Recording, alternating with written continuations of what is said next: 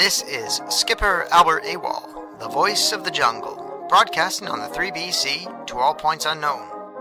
If you're within the sound of my voice, you are listening to AWOL Airwaves on the 3BC. And now, here's today's river tip from Skipper Bill of the Congo Connie. Bill says, if you're gonna listen to Three Sheets, make sure you grab a drink, flash some skin, and keep the kids away from the hippo. Thanks, Bill.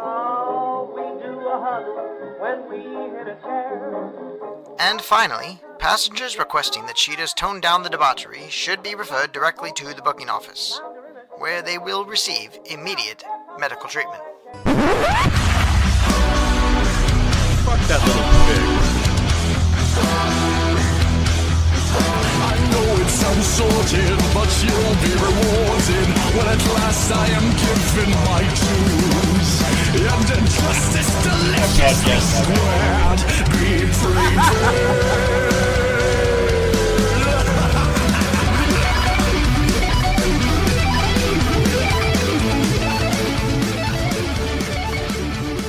Hello, everyone, and welcome to a special episode of Three Sheets the Mouse. We're normally five average guys with a love for all things Disney, but tonight I'm joined by a regular voice you guys all know, and Tim Elbing. How's it going? But tonight we have a special guest, and that is Mr. Daniel Whittington from the Whiskey Vault, Whiskey Biscuits, the Wizard Academy, and a level 3 Whiskey Sommelier. So we tonight are in the presence of greatness. Pretty much Three Sheets royalty. Yes. Daniel, welcome to the show. Yeah, thanks for having me. Look, when Mikey first showed me your modern rug video, which I know you guys love, I was like, this guy is a genius. So and because most of our listeners spend Tuesday through Sunday in some form of inebriation, I figured there's no better person to have on the show to teach us about whiskey, to teach us about whiskey at Disney, than Mr. Daniel Whittington. So welcome. Thank you. Wait, what's happening on Mondays? It's just the They restock. Day. It's restock. Oh, yeah, restock. Okay, that seems fair. Everybody posts pictures of their liquor store run. Yeah. So first, Daniel, tell us about what you do down there in Austin, Texas. So we started the first Whiskey Sommelier school in the world that we know of. There's plenty of really amazing education programs, but none that are training the way that we're training. That was about 2.5 years ago. We graduated about 70 whiskey sommeliers, as high as level 3, with the goal being that we have level 5 at some point. And it's a part of Wizard Academy, which is a business school. Not a cult? For independent entrepreneurs in South Austin, Texas. Awesome. Nice. I've seen the video. If you go to the Whiskey Vault on YouTube or the Whiskey Biscuits, you'll see the grounds, and they are spectacular. They are, yeah. I mean, we carved it out of 30 acres of South Texas hill country. You guys are the luckiest bastards I've ever seen. Just don't tell my wife. She thinks I work really hard. You know, you do. You do it for the people. And, That's what I tell myself. yeah, and the people need to know about good whiskey. So, let's take a moment to do something we do every week on Three Sheets of Mouse. And Daniel, what are you drinking tonight? Well, I was finishing off a Compass Box Phenomenology, which is one of their new blends, and I moved to Redbreast. Ooh, because Redbreast is awesome. Redbreast is good. I mean, any breast is good, but Redbreast is better. No comment.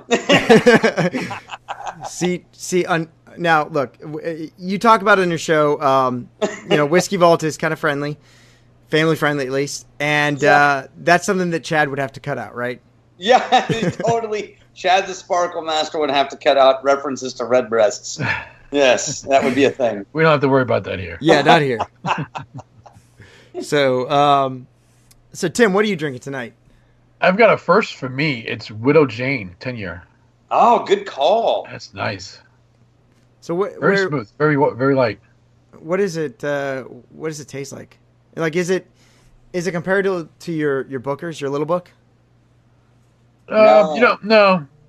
This is lighter than Little Book. It's very smooth. You get a little cherry, toffee. It's really good. Nice. I can get in trouble with this bottle. That's why it's outside. I didn't bring it in the room yet. Yeah, that's a 10-year-old sourced bourbon. It's a beautiful bourbon, actually. It is. It drinks like an older bourbon. That's a bourbon that proves that sourcing is not a dirty word. You know, and that's the thing. Everybody thinks that your whiskey has to be made on site, bottled, or put in the barrel on site, and then bottled on site. Otherwise, it's not good enough. And that's frankly not true at all. Yeah, that's bullshit. Yeah, well, that too. So Mikey, what are you drinking? I've had a hell of a day, Scott, so I'm going to polish off the rest of my Bookers. Oh, hot damn. See, commitment. These two guys are bourbon guys. Bourbons, Yeah. I'm a bourbon guy. Hang on. Don't sell me so short. I am. Yeah, well, I prefer nearly bourbon, a virgin. but I'm not going to turn away a Scotch. I'm almost a virgin. I've had it my ass a few times when it comes to bourbon and whiskeys. Okay, so I haven't experienced the proper love that's out there when it comes to bourbons and whiskeys. I thought all whiskey was supposed to taste really bad and burn going down, and that was whiskey. It was too smooth, and it's not the right thing. So I have eyes open to some good Knob Creek Select, and I was like, wow, where's the burn? Why isn't something's wrong with this bottle? Because I'm not in pain. So I'm easing into it. So when you say I'm a bourbon you're guy, a whiskey masochist. that's right. That is absolutely You'd right. really love 1792 Foolproof. You really love that one. I'd let that joker peg me all night long, Tim. You know what? I'll send you a bottle, and you better videotape it. You better record it. Hey, easy now. That's for me and Stephanie. I'm not only bourbon. I've dabbled in the Scotch. I've had the Lagavulin. I think it was 16. Yes, it was. That would be right. Only because of Ron Swanson. Hey, look, that's enough of a reason. My brother-in-law, who lives up in St. Louis, or lived in St. Louis, he was able to get that stuff in his grocery store. Oh. Yeah, So- Living in Texas with their weird laws about where you can sell liquor, it gets really depressing. Welcome to Well, Pennsylvania. I'm struggling with when you can buy liquor in Texas right now. Yeah. When you show up at a store on a Sunday and you're like, I want this. It's wine. It was for sale next to the groceries. Like, sorry, the alcohol content's too high on that. I can't sell it to you. Yeah, well, you can't buy anything in Arkansas that way. So technically, I feel like I'm at home. But there was a Sunday when I left the hospital just to get out and grab a pizza, and I thought, damn it, I want a beer to go with my pizza. I want a big, hearty beer. And I rolled into the liquor store, and it was empty, and all I could think of was, son of a bitch. They ought to hang a guy on a cross over this. That's okay. That's about as rough as I did. Well, I don't think it was over the booze, but history part of it is written by the victors. he was able to turn it out of water. If anything, they should have been putting him up on a pedestal. All right. So Merry Christmas. On that note, that's my take on the nativity. Well, that's a good way to start with Booker's, that's for sure. Yeah. Scott, what are you drinking? So tonight, I have a Lafroig Select. Oh, Now, I like Lafroig 10. Nice. I actually don't like it. I love it. I love Lafroig Quarter Cask. This one they took and they married it in sherry barrels, which it takes a little bit of the edge off. yeah. So like when you guys were blending that Lafroig, what was that, 35? The 32. 32. Yeah. When you guys were blending that, to start with the 10, I think this would have been a really good base to start with because you still have a little bit of sweetness from the sherry barrels. That was kind of the reason that I actually picked it up. I was like, I wonder how good this is, and it's really good. Have you tried that lore yet? No, I've try seen your that videos. It's maybe the best thing that John Campbell's ever blended. Ooh, that's a tall statement. Yeah, I prefer it to the 32. Okay, that is a really tall statement. But I'll have to check it out. Right now, if I was Rex, I'd make a statement about tall things, but I'm not going to. and it would be at Scott's expense rather than Daniel's. Because Daniel, I'm gracious as the host and he's the guest. Yeah, fair enough. Daniel, And Scott's still probably the smallest one in the room. Daniel, every time Rex makes a joke, I feel you, bro. I feel you. It's what makes it fun. Some of us just need step stools. Leave us alone.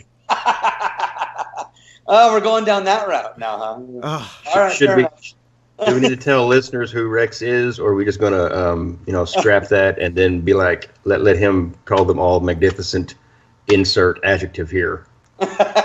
Well, we're going to have Rex on the show at a later date, but definitely, Rex, Daniel, tell us a little bit about Rex. So Rex is a video professional and a professional whiskey mooch. And, when I started the show, it was just me nerding out about whiskey until Rex started showing up drinking whatever I wasn't finishing for the video. And I kept commenting about him so often, I finally had to drag him onto the show. And then people actually started watching. And people like him, too. I know. I think it's just sex appeal. I don't think he adds anything of value. It's just sex appeal. It's that hair in his chipmunk cheeks is what does it. and if he didn't, I don't have hair or chipmunk cheeks. There you go. I mean, if he didn't have the chipmunk cheeks, he wouldn't be able to say people. That's true. The way he says it. Because I can't say it. It would just simply come out as Utes. But all the Utes. But I will say, Rex has grown. He's not going to want to hear this, but Rex has grown. Which I won't tell him. Immensely on the show. Wait, in what way, really? Because Rex would interpret that as a couple of different ways. We'll let Rex interpret that the way he wants to. There we go. But Daniel, one of the reasons we wanted to have you on the show is, one, you're a whiskey genius, first of all. So our listeners wanted to know about some of the whiskeys you can get down at Disney World. Now, everybody thinks of Disney World as just Mickey Mouse, Donald Duck, some rides, but it's really become an adult theme park almost. 3 of the 4. Well, 3 of the 4, yes. You have some amazing restaurants, and coupled with those amazing restaurants, you can get some amazing booze down there.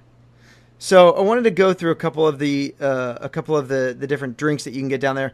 Tim, why don't we start with some of the bourbons that you can get down there? Well, this is a short list. I know that you can get more. Yes, there's one restaurant down there called the Polite Pig. Which has, I want to say, close to 60 bourbons. Now, this is World or Land? World. Disney World in Florida. Okay. They have close to like 60 bourbons. Yeah, They've got Pappy, for crying out loud. Yeah. Wow. $100 a swaller. Yes, it is. Yeah. Well, Brett, hang on. It's you guys are going to piss off Daniel if you start talking about the price of whiskey. Well, That's okay. True. we have to talk about the price.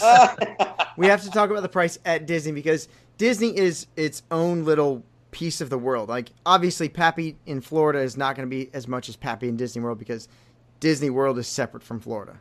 Yeah, it's the only place in the world you can get a $40 corn dog. That's right. Best corn dog ever. Well, So Brad had told me today that you can get that Whistle Pig Boss Hog for $80 for an ounce. All right. That's a done deal. That's not bad. I have to try that next time. I'm not going to swing $500 for a bottle, but I might have to try $80 for an ounce just to try it. That's not terrible. It's fancy. But what's a reasonable bourbon pour at Disney World? Tim, why don't you start with your favorite? My favorite Yeah. at Disney World is the Knob Creek Select. So this is the Disney has their own single barrel select that they go down and choose apparently. Yeah, of course they should. Absolutely. What are they charging for that? 13. What? That really? Yeah. Yeah, absolutely. I mean, when you compare those prices to everything Disney charges for, that's extremely reasonable. Yeah, I find that markup on liquor is not as high as it could be. Yeah, so the markup on gifts is 850%, but their markup on liquor is a reasonable 100 to 200, huh? Pretty much. Because if you've had enough of one, you'll leave the park with That's seven. right. Yes. All right, kids, you definitely can get that costume. Or if you spend too much on the gifts, then you go and get some alcohol to ease the pain. That's right. called Disney knows exactly what they're doing. That's what that's called. Exactly. So I have a list you sent me. Is this a Disney World list in general? Yeah, this is just at Disney. Okay, so in all of the bourbons on the generic bourbon list, there's not a single one that's overpriced, I think. So that's the most expensive one is that Whistle Pig 10. That's a little pricey, but High West is Campfire is 17. And remember, when it comes to prices in whiskey, prices are based like diamonds in the jewelry industry. They're not based on quality. They're based on rarity. Right? So a price in a whiskey has nothing to do with quality at all. It has to do with how rare it is. So, for example, I was in visiting family in California, and there's a new bourbon bar in town where my wife's from, and they wanted $45 for a pour of Balcones single malt. Now, Balcones is from Waco. That's only 90 miles from my house. I can buy a whole bottle for $45 or $50, right? But in California, they don't distribute Texas whiskeys that well. So getting a bottle of Texas Waco whiskey in California is a big deal. So they charge a shit ton for it. Now, you could have gotten the Weller Special Reserve for $20 at the same bar. Ooh. Wow. That's not Right? bad. But they're charging $45 to $50 for the Balcones. It's a rarity thing, right? So I get why the High West, even though it doesn't maintain the same prestige as a Whistle Pig or a Weller, would be more pricey because they're doing interesting shit and it's hard to get. So if I was picking from that list, I would probably start with High West Campfire. Now, I've had High West, I've had the Burr Rye, I've had the Son of Burr Rye. Mm-hmm. What's the Campfire like? Is it smoky? Well, I've only tried it once in a bar.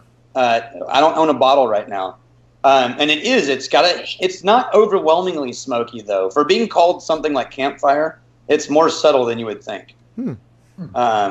I think they really did a great job of blending that one. But for one that everybody would know, dude, if you can go to Disney and drink Blanton's for $14, then I drink Blanton's all day long. That's a pretty good price, actually. Yeah. Especially if you're at a bar. Like, most of the bars that I go to around here don't even know what Blanton's would be. Yeah. So if you go to Disney and they have Blanton's on the menu, that's not a bad deal. Yep. You're just gonna have to say Blanton's, and please don't put it on the rocks. Yes. Now, when you drink bourbon, do you recommend a certain glass? Like, could you say to the people at Disney, be like, can I have like a brandy snifter or? No. The thing about choosing whiskey when you're in a location versus when it's up to you, it's very different rules, and it has everything to do with understanding your environment, right? So if you show up at a place that you are 90% for sure no one has ever even heard of a Glencairn. Chili's? Yeah, like Chili's. Yeah, then the worst thing you could do is be the dick trying to be picky about his glassware, right? God. Like, fuck that. And because the thing is, if you go down that road, you're just going to be disappointed. Like, the guy's not going to know what he's doing. He's going to try. You're still going to be annoyed. And he's going to be annoyed because he tried and you're still annoyed. It's a bad path. Because it's just a glass. Yes. What the hell, man? You've got to know your audience, right? So I order whiskey based on what I think the bar can handle, not based on what I want. So if I walk into a bar and I know no matter what I order, they're either going to give it to me in a shot glass. If I say neat, right? There's the bar that if you say neat, they pour it into that fat old-fashioned glass. Yep. And it takes up this time. There you go. But they That's pour all like the apartment came with. But they pour like a third of that, right? because they pour a shot's worth into an old fashioned, right? And so by the time it gets to you, it's 30% evaporated. So you got to order your whiskey to know that's happening, or you go to a bar where you're like, I want it neat, and they give it to you in a shot glass. You're like, okay, fair enough. Then you're that guy sipping from a thimble. Yeah, exactly. So and they're staring at you like, why don't you take your shot? You're like, because I want to drink whiskey. If I wanted a shot, I would have got some Evan Williams. No, my goal is always don't be the asshole in the bar. And so I always try to, because I like all whiskey, right? I'll drink Jameson all night long and be just fine. Right? So I want to order something that makes the people involved feel like they're a part of something cool. Right? Yeah. And so I want to order something that makes them think, well, this was a cool thing, but not so far that you make them feel stupid. Make sense? No, that totally makes sense. Absolutely. Yeah. So if I feel like the bartender knows a certain amount of things, then I'll just be like, hey, give me a whiskey and make it neat, and they'll give me, and then we'll talk about whiskey. And it's not a glass I prefer, but it doesn't matter. It's just fucking whiskey. Right? It's not rocket science. Because you never want to be Trevor with his wine in the tall in the tall stem, or I can't think of a real hipster name with their IPAs. Oh, I don't know. Kip. There you go. Kip with his double IPA, Yeah. tasting the pine notes and the. Yeah, that's called hoppy right there. Yeah, right. However, if you go to a bar where you can tell the bartender takes his career choice seriously, Mm-hmm. you can actually make his night by being picky about whiskey. Right? You know what? There are places like that at Disney World. Tim, you did a class, right? Yeah, top of the world. Like Disney's two top bourbon bartenders, Mike Sass and Bree. Done. And Tim, she will talk your ear off on bourbon. Oh yeah, she sat with us. There was a class of I think it was like 8 tables, 4 to a table, and she spent the majority of the time at our table because we were talking to her about the right stuff. Yeah, and that's it. See, all you're doing is rewarding people for caring about shit. That's all it is. You know? I mean, because honestly, I've bartended. I have a lot of bartender friends, and there's a certain kind of bartender that when you spot one of your people, you're like, oh, thank God. Thank God there's someone here that gets me. Mm-hmm. And that's when you make those choices. Awesome. So Disney also offers quite a number of scotches. Now, Almost double. Yeah, well, there's a lot more scotches at a couple of the high end bars. So one is Misner's Lounge in the Grand Floridian, and the other is at Yacht Club and the Yachtsman. It's called the Yachtsman Ale and Compass. So these two are the highest end restaurants. So let me put it this way: when Mariah Carey comes to Disney World, like divas among divas, she goes to the Yachtsman Steakhouse and she brings someone to cut her meat. That's she's not ordering scotch. Wait, yeah, she's not ordering a scotch. Hang on a second. You guys don't have people to cut? Well, Scott might, because he's bougie enough. Yeah. Scott, actually. Well, I mean, I think I'm on the wrong podcast. Doesn't Scott have a bitch? Oh yeah, actually, yeah, he does. Well, I feel like having the job title of meat cutting bitch could be really misconstrued. It could be. It could be. So there are a couple of super high end scotches on this, and I'm looking at the John Walker, which everyone's gonna sit there and be like, "Oh, Johnny Walker Blue." No, this is totally different. So what is the John Walker? You know, I had to look it up, and I'm still not certain. Johnny Walker is really bad at explaining what they've created. Can we cut that at just really bad? Yeah. Here's what I will tell you. They're selling that at almost $5,000 a bottle. The John Walker? Yeah. So let me put it this way, because that brings me to the next one, is the Macallan M. Okay, so I would say this is the Macallan M of the Johnny Walker line, right? Now, it's 100-year-old whiskeys in the John Walker. Would you have the John I the Macallan M? No, fuck that. I'd have neither. I'm I'm not going to spend as much money as I would, send my kid to school with for half a year. Yeah. On whiskey at a restaurant. It's just not going to happen. That's crazy. So the John Walker. No, there's two kinds of people who buy Macallan M or John Walker at a bar. Either the people who are trying to make a point in a statement, or the people for whom money has no meaning.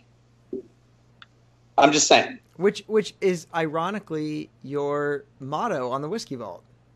It really is pour money over me. Yeah. Yeah. If you look at the logo for the Whiskey Marketing School, the Latin logo is pecunia effundum me or something like that. It means pour money over me in Latin.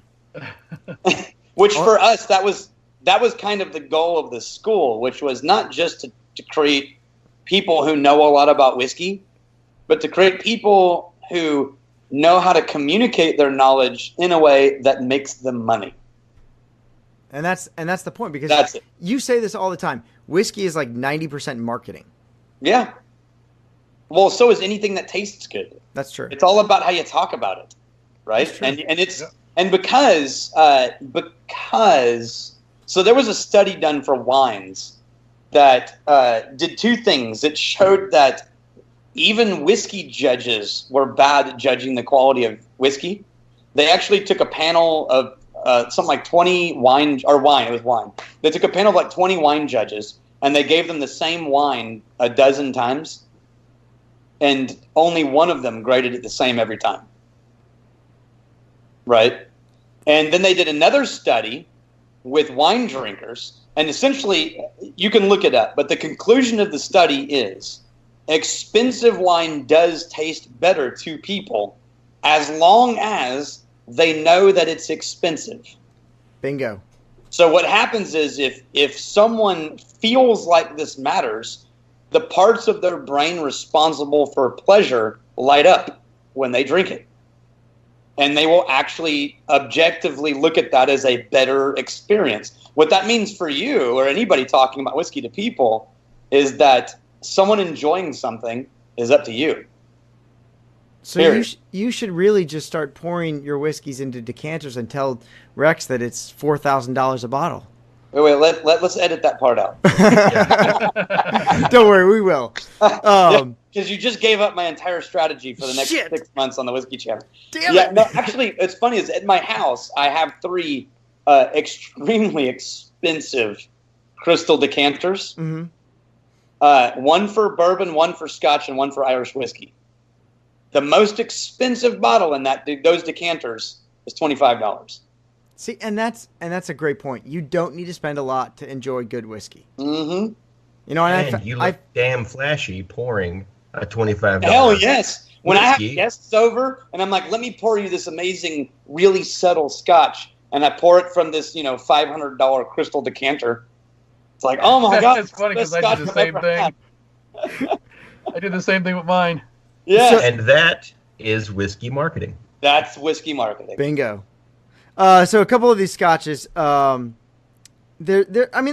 some ones that everyone's heard of. Glenfiddich 12, Johnny Walker Green, Blue, Platinum. Obviously, we've all had the Lagavulin 16. Right. Macallan 12, 18, but also they have 25. So one of the things that they have, and this is one that's intrigued me, and this is over at both Miser's Lounge and the Yachtsman, or the Bellevue Lounge, and that's the Macallan Flight of 12, 18, and 25. Right. So it's $73. Is that something you're getting value for? Oh, hell yeah. At 3/4 of an ounce pour of each? Absolutely. If you want to try fancy whiskey, right? If you want to say, hey, we're going to splurge and we're going to sample some really amazing Macallans. For the price that you would pay for all of those bottles, that's absolutely worth it. If all you're doing is drinking good whiskey, if that was me, I would order 1 glass of Lagavulin or Oban, and then I would drink Glenfiddich 12 the rest of the night. Glenfiddich 12 is one of my favorite. It's a damn classic, bottles. And at $11 a pour, that's as good as you're going to get in any major city in the U.S. Yeah, that's not even a Disney markup. No, that's a really good price for some really good whiskey. Yeah, Disney doesn't. They don't typically mark up their lubrication. Yeah, and that's what I was going to say was when you sent me this list, what I was surprised by is how cheap they priced all of the whiskey. I was actually really impressed by that. Because at a place like Disney, you're trapped, right? Which is how they get away with everything else being priced so high. You don't have any choice. So they have the ability to just work you, and they really chose to be kind with the whiskey pricing. They did. Especially, like, I'll say it again, especially the bourbon prices. Those are not bad at all. Now, according to you, they're playing the long game. They're Yes. hoping to get you drunk, and then you buy your kids $800 worth of face masks. You know? Well, that's how they get the dads into the Bibbidi Boppity Boutique. Well, That's right. the funny thing was when the first time I had the Knob Creek Select, it was in a flight. It was I think it was three different bourbons, and I liked that one so much. I asked them how much would they sell a bottle for, and when she told me $300, I almost choked. Oh, Scott, that's going to burn if it comes out the wrong hole. Oh, that almost did. Easy. That almost did. That'd have been some expensive snot. Especially when I found out you can get it locally. It's not. I mean, it's not the Disney bottle because that's what all I wanted was the label that said bottle for Disney. Yeah. It's $50, $49. So here's the thing. It turns out you can go to a trophy shop and you can get like a little plaque that says, and you can have them put bottled for Disney on it. And you can just stick it onto any bottle you want. See, this is what we teach you on 3 Sheets of Mouth. Life hacks. These are life hacks. That's our first life hack, I think. I think so. Well, the Lapu Lapu. Yeah. So- True story, Daniel. You go to Disney World, you get this mixed drink. It's a cocktail. It's real fruity. It's called the Lapu. Probably means something in Polynesian like butt sex. I'm not sure. But you get this drink. It's they core out a pineapple. They fill it with like 18 different rums, and then they sprinkle some fruit juice on top of it and put a straw in it and hand it to you. It's $15. You drink it out of the pineapple. That's real cool. It's kitschy. You think you're, on an island. Well, you go to get a second one. They're going to charge you $15 because they're coring another pineapple, unless you give them back that pineapple or whatever and be like, hey, listen here, some bitch. Then you get it in this big ridiculous Tim. It's a goblet. It's a tea. Well, we got And- ours in the shrunken head, the zombie head. Yeah, glass. it's a tiki glass. You save $5 Yeah, because they charge you. $5 for your 18 rum blend. that's right. Literally, it's a core charge on the pineapple. It literally is. So that was our first life hack, and the new life hack is you can make anything fancy with $8 and a laser engraver. There you go. There you go. That's my motto. So I've got 2 boys that are 10 and 7. And my wife is from California, so Disneyland is her childhood memory. mine And too, we've man. and her dream is to take our boys to Disneyland for the first time. And we've been waiting until my youngest is of a reasonable height to do all the fun rides. Is that worth it? By about 7, your youngest son should be able to go on almost everything. Yeah. Pretty much everything. Well, he's short like me, so we measured him, and he's I think he can do everything but the really extreme rides, but he can do all the classic named ones, right? So yeah, I mean, so here's my question for Disney experts. My plan was 2 days at Disney, so that we get time to relax and do things. Should I be planning for more? for Disneyland. Okay, so this is Disneyland. Disneyland, not so we don't have Epcot and all that stuff. Right. But we do have like the Toy Story experience and the new Star Wars shit and all that. So Tim and I have both been to Disneyland. I grew up in Southern California. I was born in Whittier. I would say plan for 3 days for the 2 parks. And how do we break apart those 3 days? Tim? Well, I mean, Disneyland is really easy because both park entrances are back to back, so you can literally bounce back and forth all day if you want. You just take that tram between them. Yep. You just walk. You can walk across the courtyard and you're in a different park. Yeah, that's what we did. When we got bored, one park was let's go back over to Magic Kingdom. Let's go back over to California Adventure. I would say dedicate 1 day to each park. And then the third day, you kind of bounce back and forth, or repeats. Or repeats. Anything you want to do again. So the third day is let's do all the things we thought were fun again. Yep. Yeah. Okay. And so, then Fast Pass? yeah, Fast Pass comes with your tickets. Yeah. But you're a proponent of, do that. Oh, absolutely. Clock in at all the Fast Passes and then go to something else? I would say what you do is you run to the attraction because Disneyland still has the paper ones, so you still have to put your ticket in and get your Fast Pass. Yep. I would say you book it to your favorite ride, which for your two sons would definitely be Radiator Springs. That's there's no question. No question. Run over there, check that out, and then go grab a Fast Pass for it while you're there, so you can come back an hour and a half later and do it again. So, because you got to do all the my wife grew up on the classics of the Pirates Ride, right, and the Mountain and Splash and all of those. So you got to do those. Oh yeah, you'll definitely get those done. But then at night, head over to Carthay Circle Theater, and you can enjoy some of these awesome whiskeys. I'm all in on that. I actually last time we were there, I dug the food at the restaurant attached to the Pirates Ride. Oh, Blue Bayou. Yes. Yeah, Blue Bayou. That was actually legitimately good food. That's very good. Hey, what's up, Boston? So, Daniel, this is Boston. So Boston he just aged down. That's what whiskey does for people, I guess, huh? The water of life, man. I'm drinking the wrong whiskey. Because if I could drink whiskey and lose 30 years off my life, I'm obviously drinking the wrong whiskey. Right. What's going on, Boston? What's up?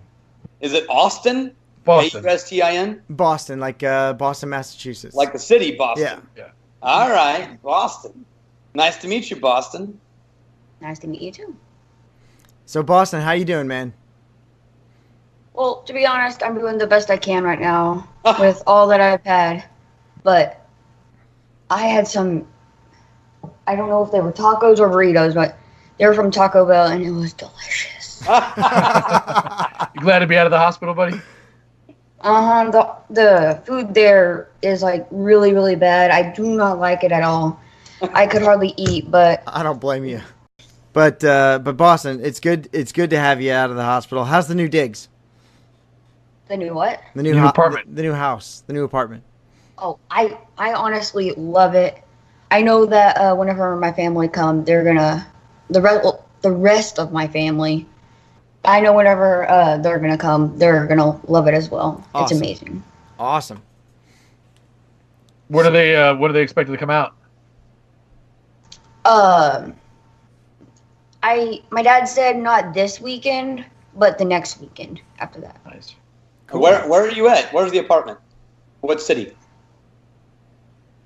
I honestly don't know. All I know is that I'm in Houston, Texas. There you go. Okay, so it's the east side of Houston. Yeah. Okay. I would think so. Yeah, I would think so. They're just about a block away, or like 6 blocks away from a Total Wine. Oh, there you go. So, Mikey's in heaven. Yeah, Mikey's in heaven.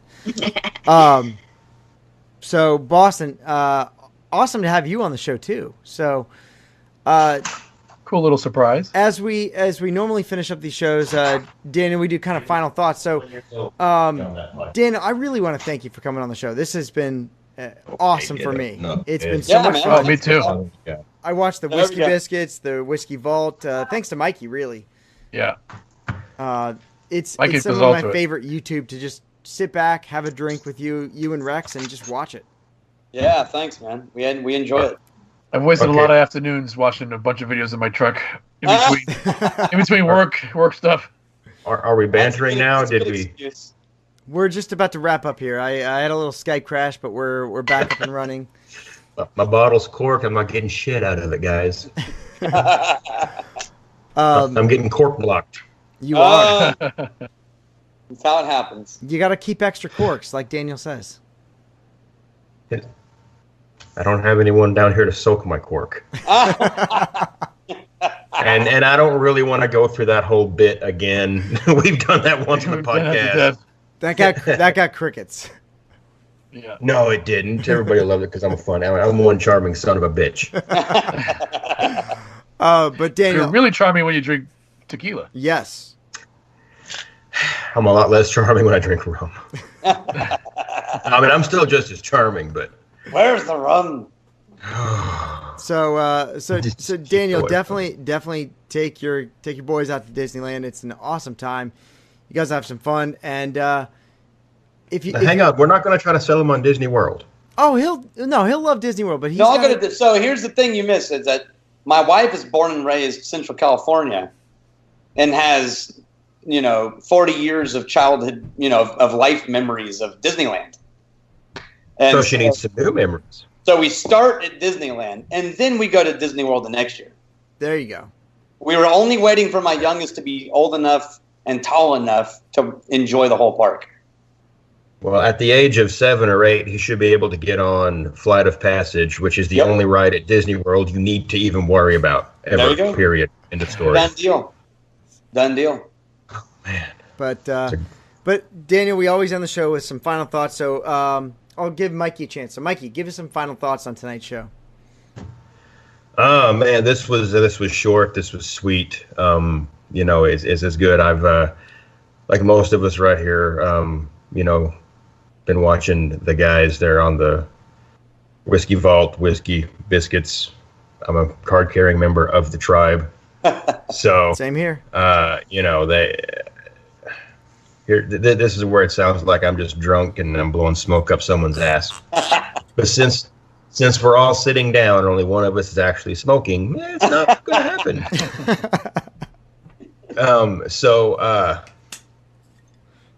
I've been stuck down here in Houston, going on like several, going on 2 months right now.